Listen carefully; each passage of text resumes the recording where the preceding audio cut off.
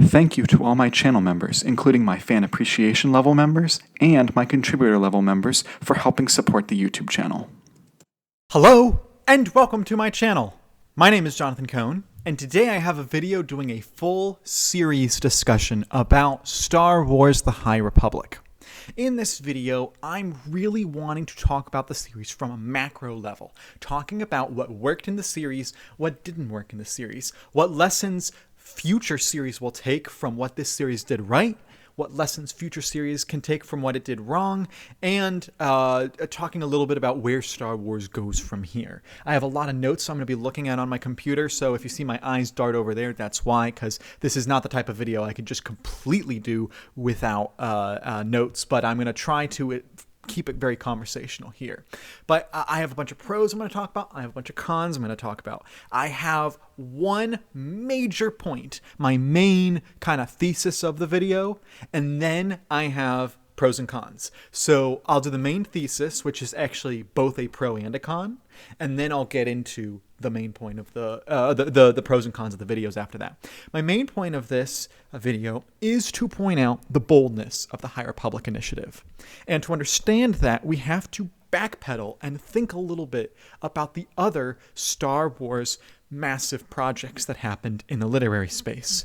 In the Bantam era, you had trilogies for the most part and standalones. You did have the X-Wing series, but that was like a 4-book paperback series, followed by a 3-book paperback series, followed by some standalones.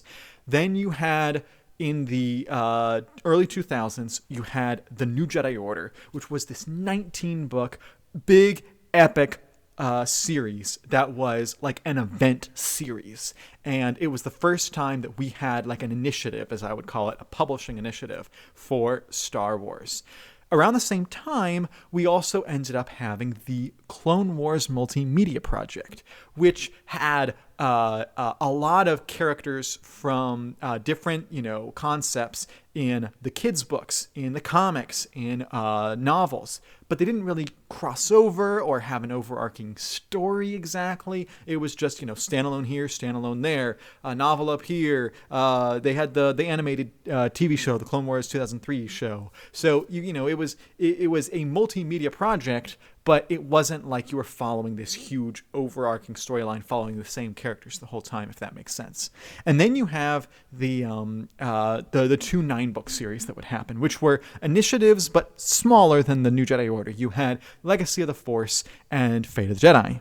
And then after that, we hadn't really had an initiative. We'd had tie-ins to, the new movies when they came out with the Disney era. We hadn't really had initiatives in quite a while. I would say we hadn't had an initiative in about a decade, because I think the Fate of the Jedi, the last big initiative, was in the late 2000s, maybe early 2010s, and the High Republic started coming out in early 2021. So it was about a decade without initiatives. And the High Republic actually takes 2 concepts that we'd had previously. It kind of takes the New Jedi Order concept and meshes it with the Clone Wars multimedia project. What I mean by that is that the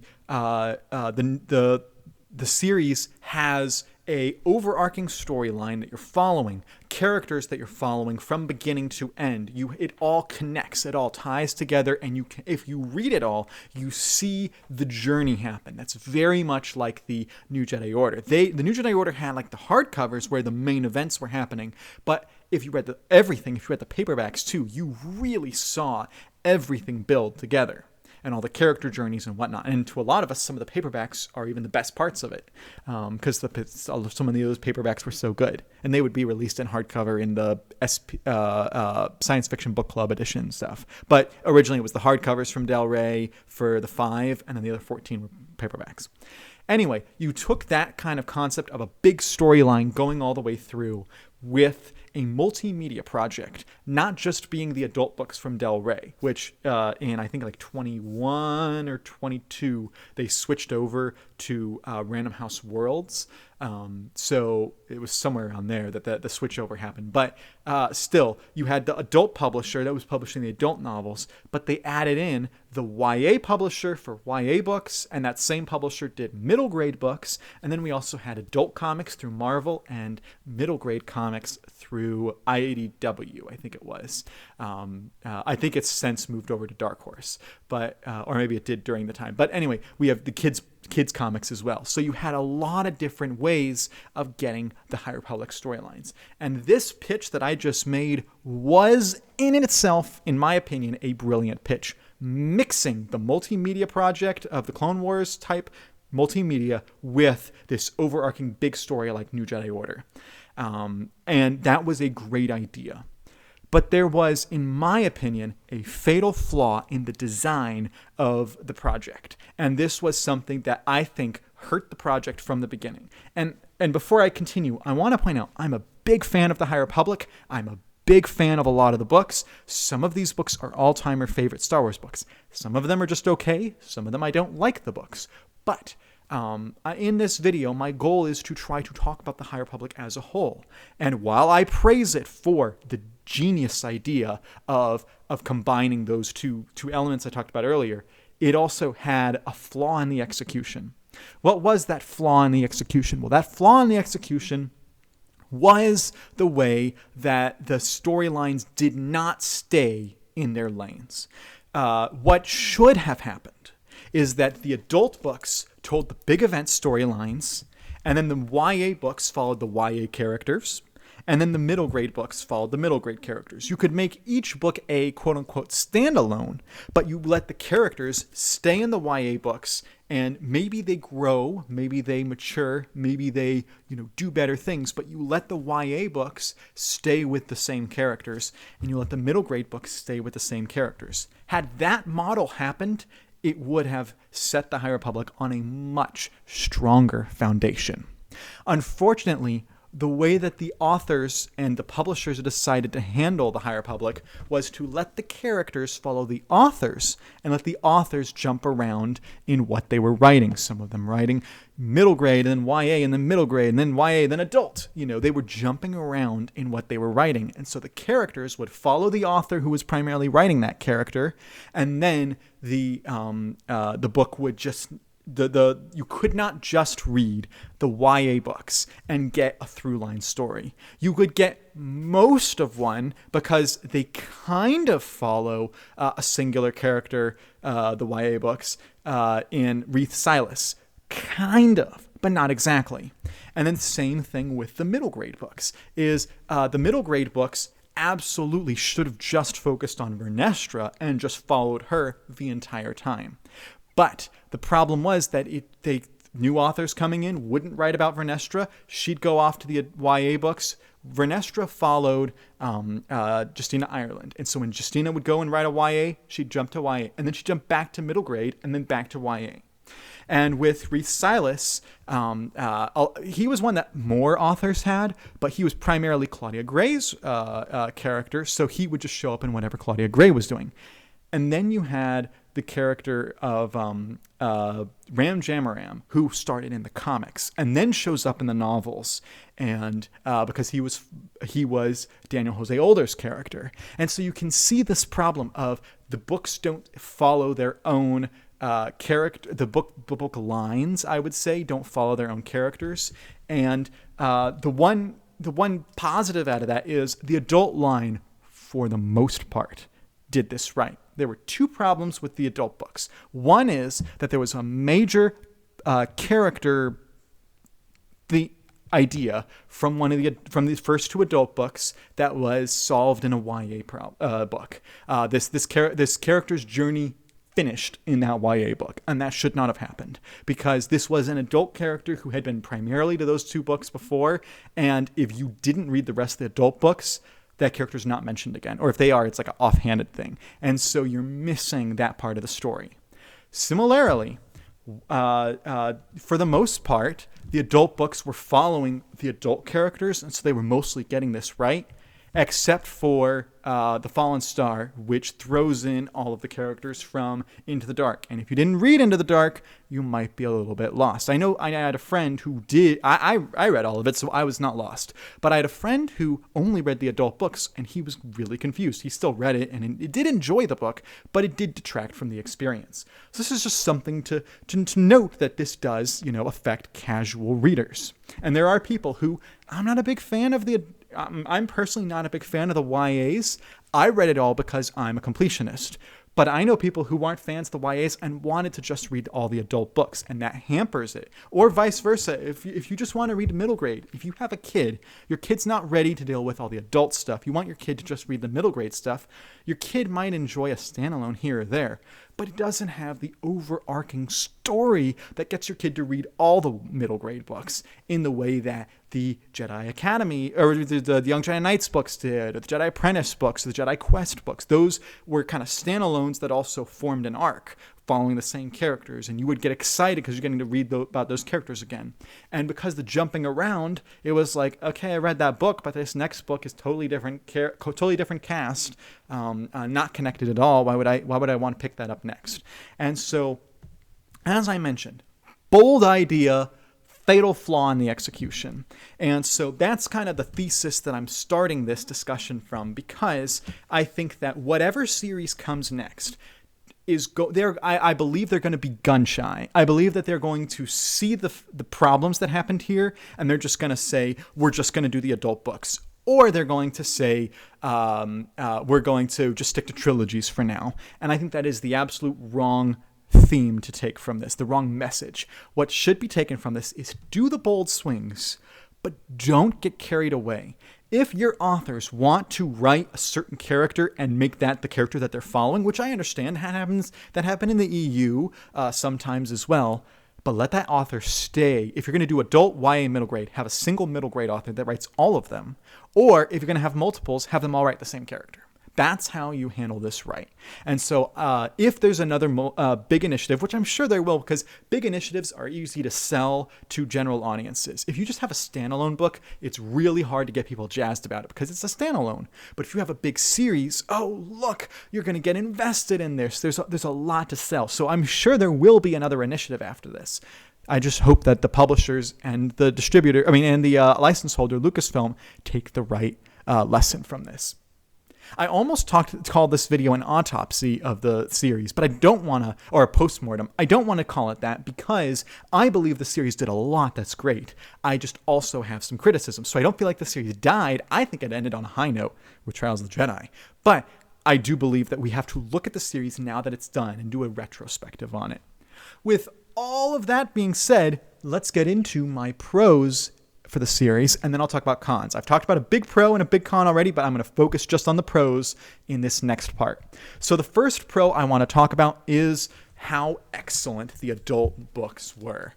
The adult books, for the most part, just hit after hit after hit. They were so entertaining, so well written. I think that they really knew what they wanted, and I wonder if this is because Del Rey has been publishing so many books, and the editors at Del Rey have been working on this for so long, or I should say Random House Worlds, but they've been working on this for so long that they know exactly what they needed to get out of this book series. And so the adult books, they had their footing from the beginning.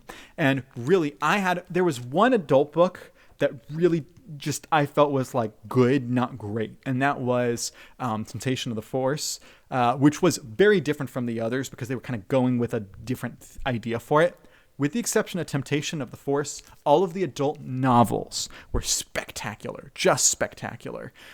There was the two scripts, or not two, there are three scripts, but the two scripts that Kevin Scott did, I loved, but they really weren't as necessary. Those felt kind of tacked on, not part of the plan. And then the one script for the Battle of Jeddah from Phase 2 was excellent. I'll talk about that in a moment. But my main point here in the pros, my first pro, is that the main story of the adult books is excellent. The second pro I want to mention is that the story is very original.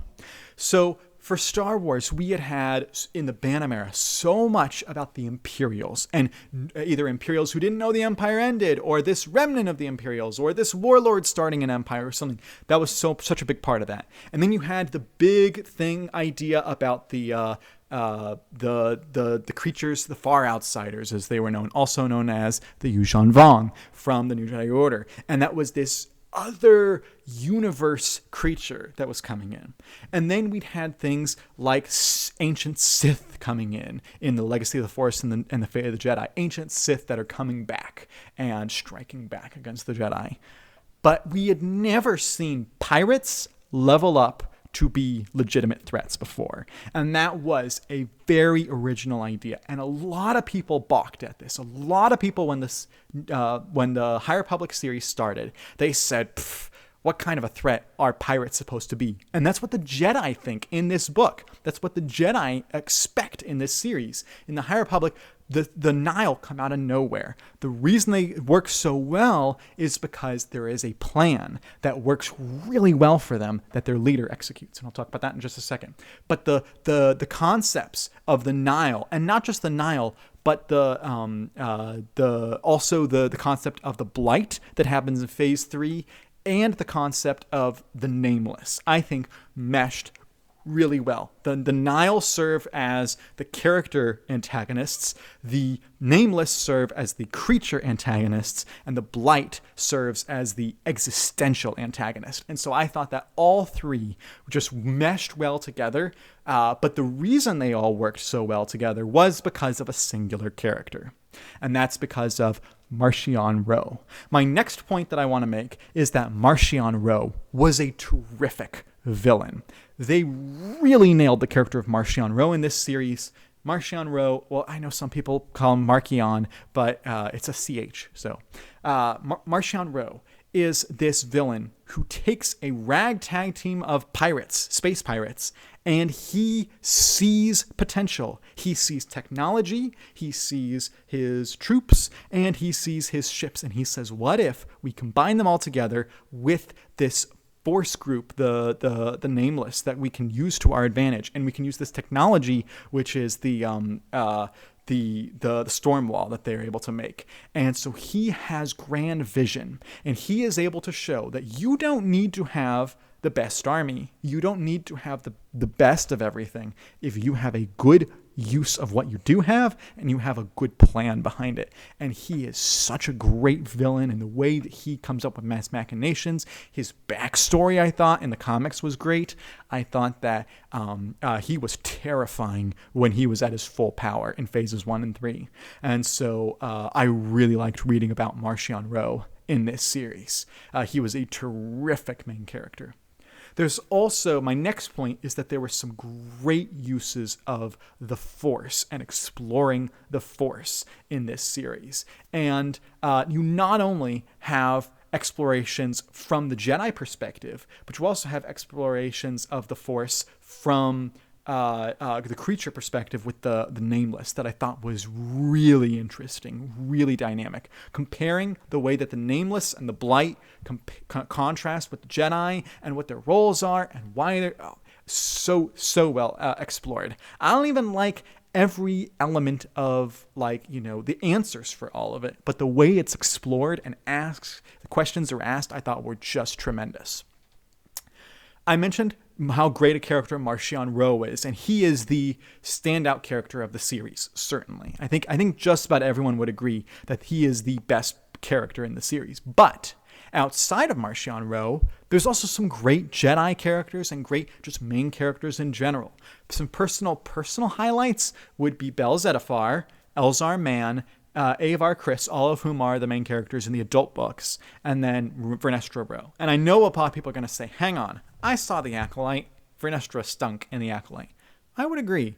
I felt that her character was totally different in the Acolyte. And Justina Ireland wrote a book, an Acolyte tie-in book, that she tried to reconcile the character between her High Republic appearances and her Acolyte appearance. It didn't work. It still didn't bridge it properly. But in the books, Vernestra is such an interesting character, and her having to become but her having to have an apprentice at such a young age is a great theme. I thought that was explored so well in the books, particularly in Phase 1. So another highlight that I have is that this series, a pro about it, is that it's so visually interesting. And this is also something that the New Jedi Order had. Again, there's so many comps for the New Jedi Order with this series. The New Jedi Order, I would say if you loved that, you're probably going to enjoy this because there's, again, as I said, so many comps. But that was a series that had so many moments that just stood out and were just visually spectacular, even though they're in books, because the authors wrote them in such a visually spectacular way. And I would say that the same thing happened in the High Republic books. Events like the Great Hyperspace Disaster, events like the attack on the Republic Fair, events like the falling of the Starlight Beacon, events like the creation of the Storm Wall, the execution of the Storm Wall, the final battle against Marchion Ro. All of that was just, I could picture it in my mind. I could see the image in my mind so clearly because these authors did such a good job with them. And so the events, particularly in the adult books, really stood out really well.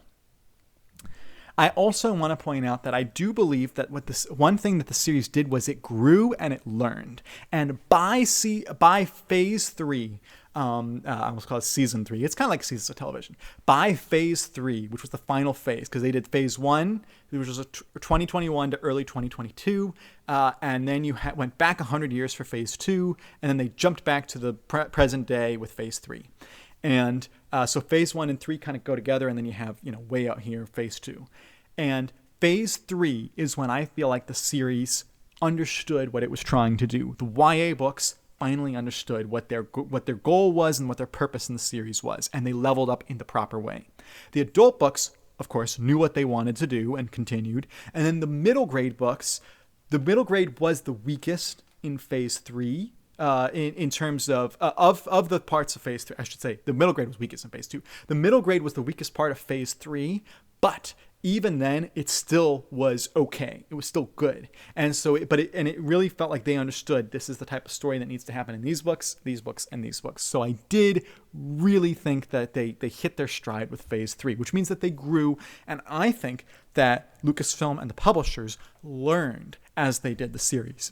Similarly, phase 2, with phase 1, there were so many characters that were thrown at us at once. And a lot of people complained, including me. I didn't complain as much as others because I kind of liked it, but there were some times I felt it was too much. And other people just stopped the series because it was too much. With phase 2, they cut down the main cast substantially.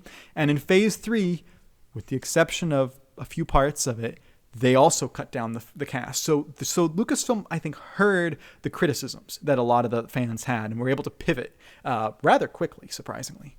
Maybe they saw that on their own before the books came out and just knew, hey, we had to solve this. Regardless, they figured out what their problems were and started to pivot on that stuff. The biggest thing they never truly pivoted on, which was my thesis about the series being, the different parts of it not flowing properly.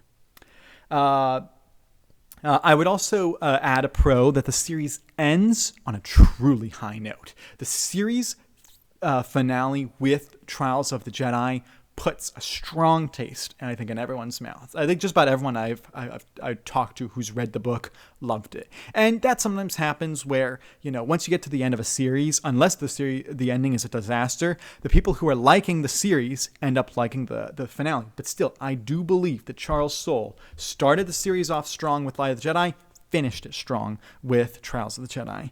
And so I was really pleased with how he'd handled that. My next point I want to make is talking about how the series could be a jumping off point for readers. And a lot of people I've talked to have heard of these initiatives. They've heard of the New Jedi Order. They've heard of the Legacy of the Force. They've heard of the Fate of the Jedi. And they think, this is great. I could start reading here. And what they don't know is that in those series, they were built off of like a decade of publishing, in some of the cases, 2 decades of publishing that had all been leading to it. And while you could read those books, theoretically, you could read those books without having read the rest, but you were missing so much context. The High Republic had a unique way that it did not require the context. They set it about 200 to 300 years before the events of the Phantom Menace. And with the exception of like Yoda, who pops up as a minor character, very minor character in the series, it does not require any previous knowledge for Star Wars. You can jump in, make this your first publishing initiative. And so I think that they were smart to be able to do that, and they made it so you didn't have to read stuff before this. Now, the High Republic itself, as I mentioned, kind of requires some homework. But getting into the High Republic starting off, you can start off fresh, which I think was a smart move on their part. If they had if they had decided that the first publishing initiative of the canon had been set in the sequel era or before the sequel era, it would not have worked, because we had already had a bunch of books up till that point, and they would have obviously pulled from those characters and plot lines that we'd had, or from even the comics or the movies and stuff. But this, at least, is original, so that they weren't pulling from all that other stuff. So next, I do have, those were a lot of pros, which I liked. I do want to go to some cons now of the series. And then I have some stuff to talk about after the cons as well. But let's talk about the cons of the series. Probably one of the biggest cons, unfortunately, is that trying to keep up with all of this was just too much. Having a big publishing initiative is a great idea. Having so much in it is very daunting. Asking readers to read all of the adult books and all of the YA books and all of the middle grade books was a challenge, and I think is why a lot of people tapped out early on in the series. And the adult books, they ended up doing 8 adult novels with 3 adult scripts. And I would say 2 of the scripts you could have ignored, 1 of them you needed. So really, if you count that one script from phase 2 that you needed with the novels, there were like 9 essential adult books, and that alone would have been a lot to ask for readers.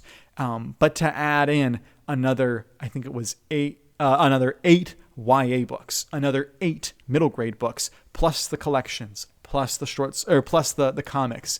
It was a lot for readers. And so I think that perhaps ease off a little bit with the next initiative.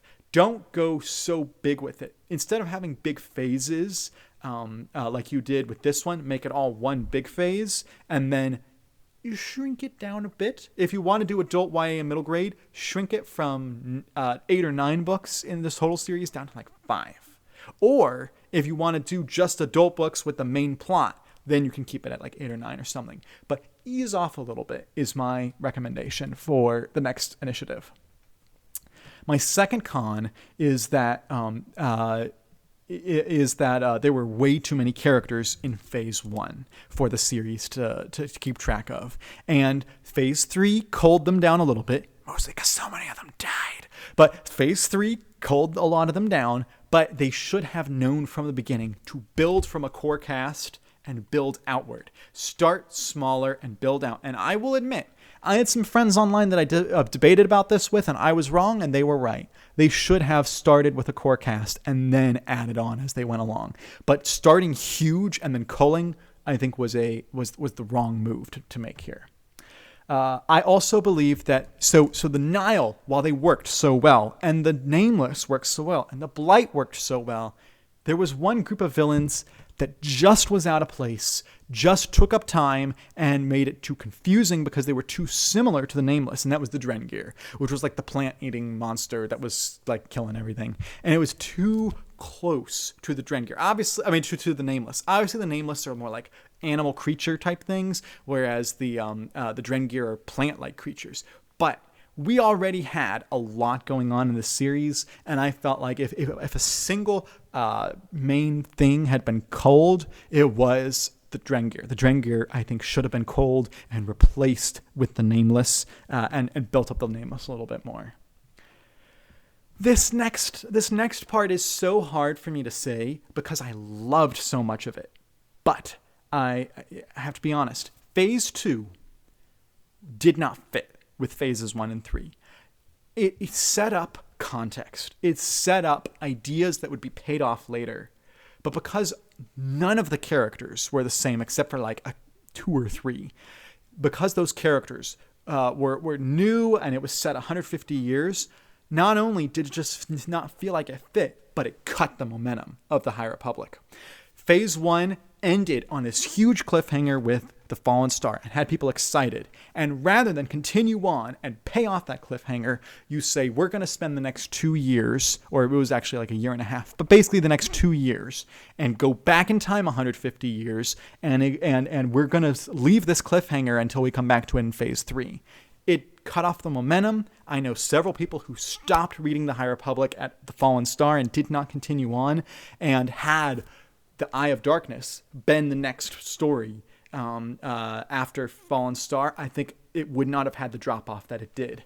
And Phase 2 just killed the momentum of the story. And I loved Phase 2, the romance in the adult books between the people from Irem and Erenril. Oh, that was such a great story. The Jedi characters in Phase 2 were delightful. And the YA books, actually, the first YA book, Path of Deceit, I thought was really well written and was a really entertaining story. But the era as a whole just felt like they shouldn't have even had it at all. And if they were going to do a phase 2, they should have either made it like 20 years earlier, so we still had the same characters as phase 1, or they shouldn't have not gone back in the first place.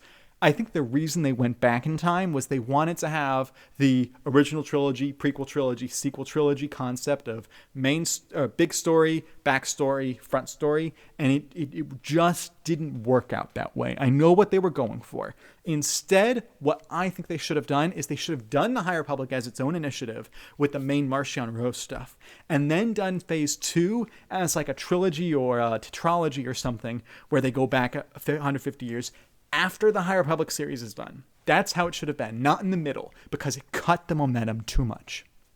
I'm getting really into this, by the way. Because this is stuff I've been kind of holding in talking about because I've been waiting to do my full series discussion. One other thing I wanted to address, but was the concept, and this is kind of a pro and a con, is sometimes the references and the connections were brilliant. Here's an example of it working out really well. Vernestra Rwoh is from this book, and this book released at the same time as this book, which that was a mistake. But she's in both. She's the main character of A Test of Courage, and she has like one quick little scene at the very end of Light of the Jedi, a very, very quick little scene. And when she's in there, it's not like she's even a POV character. It's not even like she has a lot of dialogue. She's just kind of there. And if you didn't read A Test of Courage, it did not bother you. But if you did, you were like, oh, and that's how this character is here because they went and were in this book. That was an example of them doing it right. But there were so many characters where they weren't just the reference, they were actually fleshed out characters or POV characters, and they were from the other series. And it just made it confusing for people. So that's another con. My last con is something that a lot of my liberal friends are going to disagree with me on this, and that's fine. You're free to disagree with me. But the Star Wars The High Republic series explored a lot of political ideas and had a lot of agenda behind it. And I, a conservative, was okay with reading that because I want entertaining stories. It doesn't bother me your worldview. Now, sometimes I get frustrated when the worldview is front and center. That didn't happen in a lot of the stories. It happened more often in the YA, believe it or not, than the adult books or the middle grade books. But the worldview happens, and I understand people are going to have a different worldview than me. But here's the problem, is that for some of the books, the worldview of the authors started to become more front and center, and it served as a bit of a turnoff for some readers. And if you want to have a widely read initiative, if you want to have something that everyone's going to love, you have to be deft in the way you handle political themes. I'm not saying you have to give up your political ideas.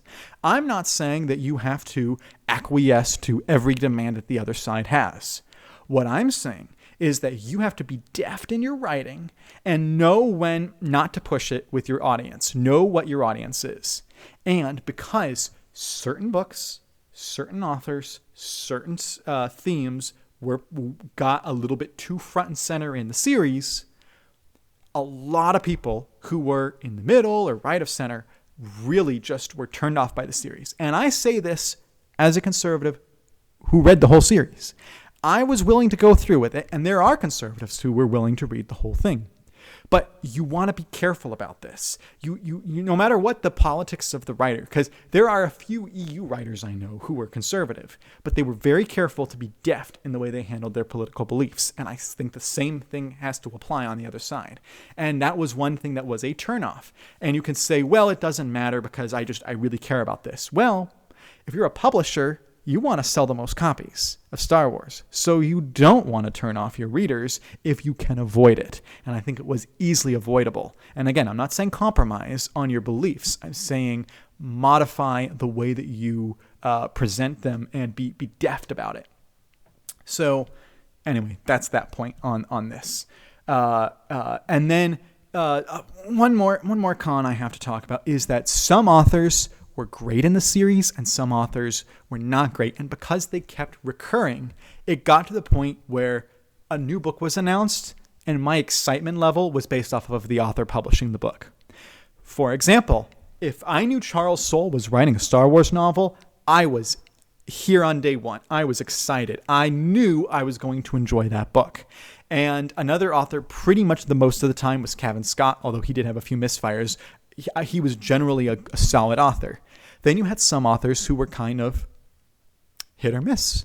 You had Tessa Gratton, who was more often miss than hit for me. You had Justina Ireland, who was very hit or miss. She has some tremendous books in the series and some not tremendous ones. You had Daniel Jose Older, who unfortunately, I think all of his books missed for me.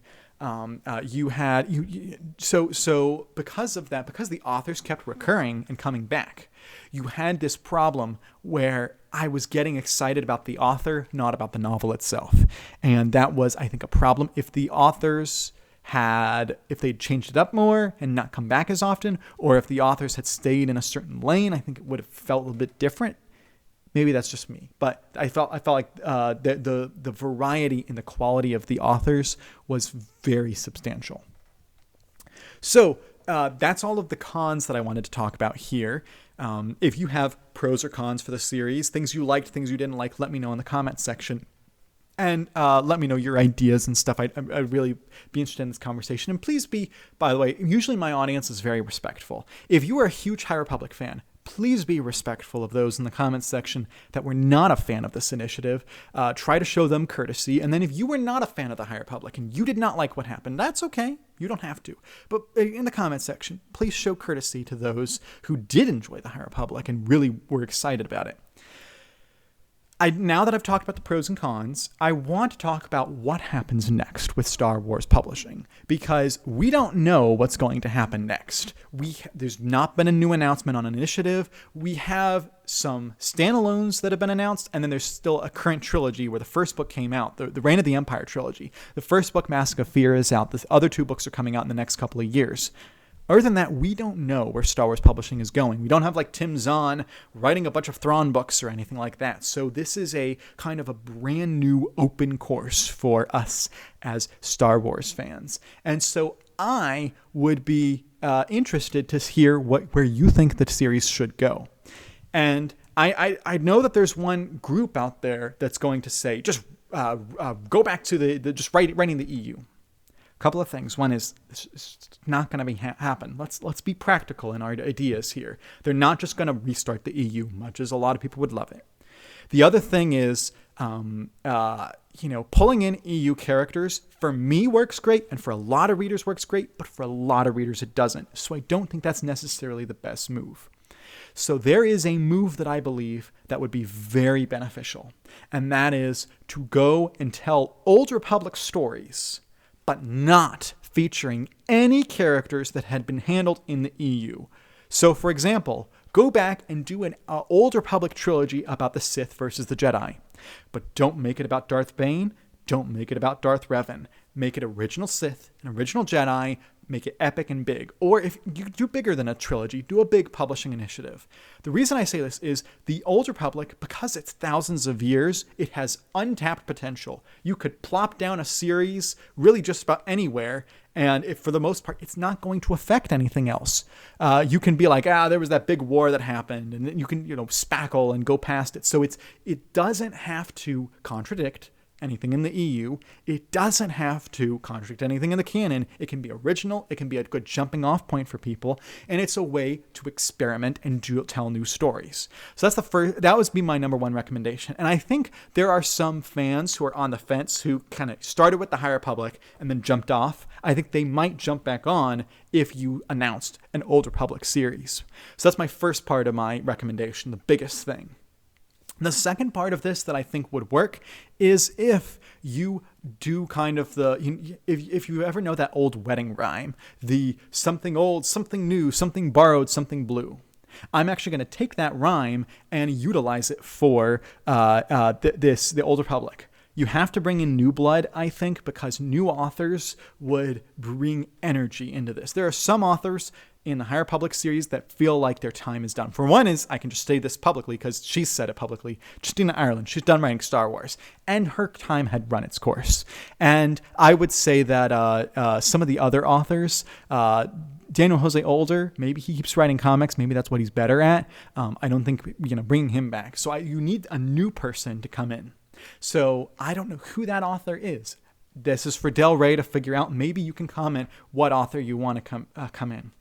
Don't say a huge name author because, Brandon Sanderson, this would be a step down for him in a paycheck. Pierce Brown, he did a short story for Star Wars, but that was for charity.